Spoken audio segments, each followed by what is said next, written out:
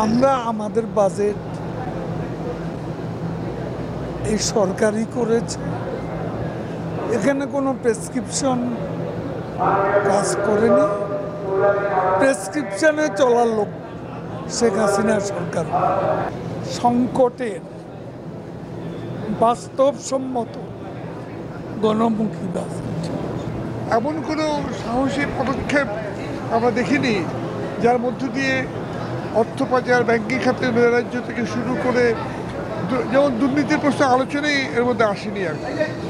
এবং অর্থনৈতিক নৈরাজ্য, ব্যাংকিং খাতে যে নৈরাজ্য চলছে এই বিষয়গুলো খুব একটা আলোচনার মধ্যে আসেনি আর কি। আওয়ামী লীগ যে বাজেট দেয় সে বাজেট তো গণমুখী হবে, হ্যাঁ।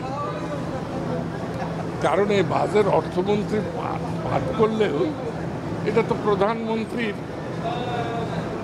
মতামতের বাইরে হয় নাই। তাই বঙ্গবন্ধু কন্যা শেখ হাসিনা জনস্বার্থ বিরোধী বাজেট দেবে না, তবে সব দিক হয়তো রক্ষা করবে। বাজারে টাকার ডলারের যে মূল্য হওয়া উচিত তার কাছাকাছি একটা মূল্য নির্ধারণ করা হচ্ছে, যার ফলে রেমিটেন্সের প্রবাহ বাড়বে এবং রেমিটেন্স প্রবাহ বাড়ার ফলে যেটি হবে আপনার রিজার্ভের উপরে একটা চাপ কমবে। প্লাস উন্নত দেশগুলো, বিশেষ করে আমেরিকা, তারাও যে সংকোচনমূলক মুদ্রানীতি নিয়েছিল সেখান থেকে ধীরে ধীরে সরে আসছে। তারাও কিন্তু ডিপোজিটের উপরে যে ইন্টারেস্ট রেট এটা কিন্তু বাড়ানোর ফলে ডলারের যে সাপ্লাই সেটা কিন্তু গ্লোবালি কমে গেছে, তার প্রভাব এখানে পড়েছে।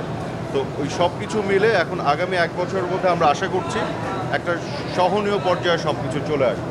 পুরো পৃথিবীর সবগুলো দেশে ঘাটতি নিয়ে চলছে, আমরাও সেই ঘাটতি নিয়ে চলতে হবে। এই ঘাটতি মেটানোর জন্য কয়েকটা উদ্যোগের কথা বলা হয়েছে। আমি আবার পুনরায় উল্লেখ করি, উদ্যোগ ভালো, বাস্তবায়নটা হবে কঠিন।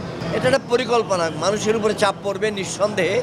সেই চাপকে হালকা করার জন্যে অন্যান্য উপাত্ত লাগবে, আরও অনেক উদ্যোগ লাগবে। জাতির পিতার কন্যা শেখ হাসিনা, আপনারাও এটা সাক্ষী আছেন, উনি শুধু স্বপ্ন দেখেন না, স্বপ্ন বাস্তবায়ন করেন। তাই যেই বাজেট আজকে অনেকের কাছে হয়তো মনে হবে এটা পরিপূর্ণ করা কষ্টসাধ্য, তবে আমি বিশ্বাস করি আল্লাহ রাব্বুল আলামিন যদি ওনাকে হায়াতে দান করেন, ইনশাল্লাহ এই বাজেট পরিপূর্ণ হয়েও আমরা সামনেতে আরও ভালো জিনিস পাবো। গত বছর যা হয়েছে তার আগের বছর যে ধারাবাহিকতায় বাজেট করা হয়েছে ঠিক সেই ধারাবাহিকতা সেটাই রাখা হয়েছে বাজেটের মধ্যে। আমি বিশেষত্ব কোনো কিছু পাইনি। ফাইন্যান্সিয়াল অ্যাকাউন্টিং আমাদের নেগেটিভ হয়ে গেছে, রিজার্ভ প্রতিদিন কমছে এবং এইসবের ফলশ্রুতিতে আলটিমেটলি গিয়ে আমাদের টাকার অবমূল্যায়ন হচ্ছে ডলারের বিপক্ষে এবং ডলার আমরা সাফিসিয়েন্ট নিতেও পারছি না। যে এই যে একটা ক্রাইসিস চলছে দেশে, এগুলোকে উত্তরণের জন্য কোনো পদক্ষেপ বা কোনো উদ্যোগ আমরা এই বাজেটে লক্ষ্য করিনি। আপত্তি কথা বলতেছি, সেটা দেখতে হবে যে আপনার কিভাবে ইম্প্যাক্ট করবে। বিকজ আমার ওখানে ভালোভাবে করা হয়েছে, কোথাও কোথাও কিন্তু কামানো হয়েছে। তো এখন দেখতে হবে দ্যাট এটা আমাদের টোটাল বাজেটের ব্যবসায়ীদের উপরে কীরকম ইম্প্যাক্ট করবে।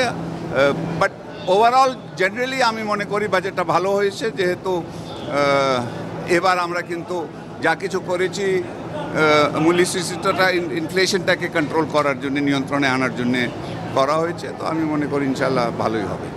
যে বাজেটটি আমাদের জন্য আমরা মনে করি অত্যন্ত চ্যালেঞ্জমুখী।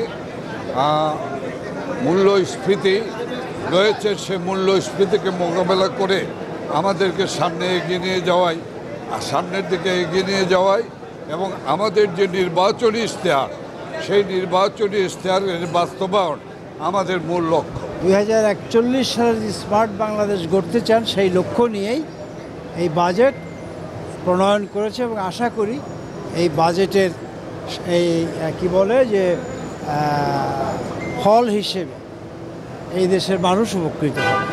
এই দেশের মানুষ এই বাজেটকে স্বাগত জানাবে। আমার কাছে মনে হয়েছে যে ভীষণ জনবান্ধব একটি বাজেট রয়েছে, যে বাজেটের মাধ্যমে দেশের প্রত্যেকটি সেক্টরের প্রত্যেকটি মানুষের ভাগ্য পরিবর্তনে সহায়ক হবে এবং মানে প্রতিটি ক্ষেত্রেই আমি বলবো যে ভীষণ সুচারুভাবে বিশ্লেষণ করে চিন্তা ভাবনা করে এটা একটা বাজেট করা হয়েছে। আমি আরও যখন ডিটেলে দেখব আমার বিশ্বাস যা আমরা আরও বেশি মুগ্ধ হবে এই বাজেট নিয়ে।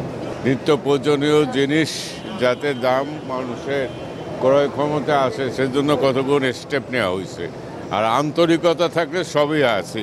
আমাদের আন্তরিকতা আছে যে বঙ্গবন্ধু স্বপ্নের বাংলাদেশকে আমরা সামনের দিকে এগিয়ে নেব।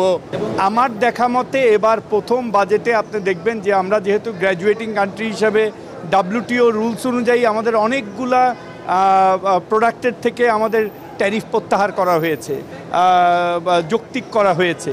সো এইটা একটা গুড সাইন যে আমরা আগামীতে যে গ্র্যাজুয়েটিং কান্ট্রি হিসাবে LDC থেকে যখন ডেভেলপিং কান্ট্রিতে যাব তখন আমাদের এই জিনিসগুলো কাজে লাগবে। যে রাজস্ব যেটা ধরা হয়েছে এইটা আমাদের এই অবস্থায় রাজস্ব যে আহরণ করা সম্ভব না, এটা মাননীয় NBR চেয়ারম্যান সাহেব প্রকাশ্যেই বলেছেন যে রাজনৈতিক সদিচ্ছা ছাড়া এই বাজেট যেটা ধার্য করা হয়েছে রেভিনিউ বাজেট, এটা সম্ভব না। অতএব পুরা জিনিসটাই আমি মনে করি রিভিউ করা উচিত, কারণ এই যদি রেভিনিউ না আসে তাহলে কিভাবে আমি এই এত বাজেট প্রত্যেকটা মন্ত্রণালয়কে দেব। 1, 2 নম্বর হচ্ছে আমরা দীর্ঘদিন বলছি যে NBRকে ডিজিটালাইজড করুক, আধুনিকরণ করা হোক, কিন্তু সেই ব্যাপারে কোনো রকম জনবল দেওয়ার ব্যাপারে কোনো কিছু বলা হয় নাই। এটা জায়গাটা আমি মনে করি হবে না। লাগামহীন দ্রব্যমূল্যের বাজার, আছে মূল্যস্ফীতির চ্যালেঞ্জ, এমন বাস্তবতায় আবারও ঘোষণা হলো নতুন বাজেট। সরকার দলের নেতারা যদিও বলছেন এই বাজেট জনকল্যাণকর এবং বাস্তবমুখী, অন্যদিকে বিরোধী শক্তি বলছে এটি বাস্তবায়ন করা সম্ভব হবে না। এমন চ্যালেঞ্জ সামনে রেখে আসলে কতটা কার্যকর হবে এই নতুন বাজেট, সেটি এখন দেখার বিষয়। রিয়াজ সুমন, নিউজ 24, জাতীয় সংসদ ভবন, ঢাকা।